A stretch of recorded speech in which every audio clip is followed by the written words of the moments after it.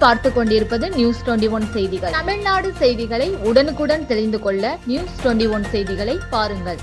திண்டுக்கல் மாவட்டம் முன்னாள் படைவீரர்களுக்கான சிறப்பு குறைதீர்க்கும் நாள் கூட்டத்தில் 36 பயனாளிகளுக்கு ரூபாய் 8,12,818 மதிப்பீட்டிலான நலத்திட்ட உதவிகளை மாவட்ட ஆட்சித்தலைவர் சரவணன் வழங்கினார்.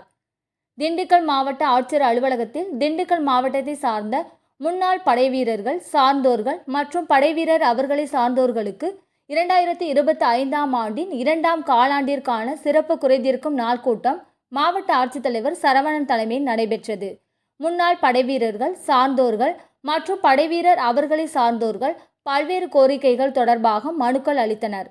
இக்கூட்டத்தில் மாற்றுத்திறனாளி முன்னாள் படைவீரர் ஒருவருக்கு சிறப்பு சக்கர நாற்காலி ரூபாய் 1,14,400 மதிப்பீட்டிலும், மின் மோட்டார் பொருத்தப்பட்ட தையல் இயந்திரம் 5 நபர்களுக்கு ரூபாய் 30,600 மதிப்பீட்டிலும், தொகுப்பு நிதி கல்வி உதவித்தொகையாக 29 நபர்களுக்கு ரூபாய் 6,40,000 மதிப்பீட்டிலும் மற்றும் வங்கிக் கடன் வட்டி மானியம் ஒரு நபருக்கு ரூபாய் 27,818 மதிப்பீட்டிலும் என 36 பயனாளிகளுக்கு மொத்தம் ரூபாய் 8,12,818 மதிப்பீட்டிலான நலத்திட்ட உதவிகளை மாவட்ட ஆட்சித்தலைவர் அவர்கள் வழங்கினார்.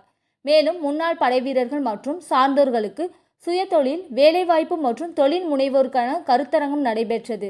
இக்கூட்டத்தில் மாவட்ட ஆட்சியரின் நேர்முக உதவியாளர் கோட்டைக்குமார், முன்னாள் இராணுவத்தினர் மருத்துவமனை பொறுப்பு அலுவலர் ஓய்வு பெற்ற லெப்டினன்ட் கர்னல் வீரமணி, முன்னாள் படைவீரர் நல உதவி இயக்குனர் சுகுணா, முன்னாள் படைவீரர் நல அமைப்பாளர் செல்வம், முன்னாள் படைவீரர்கள் அவர்தம் குடும்பத்தினர் கலந்து கொண்டனர். நியூஸ் 21 நேஷனல் செய்திகளுக்காக திண்டுக்கல் மாவட்ட செய்தியாளர் பாலமுருகன்.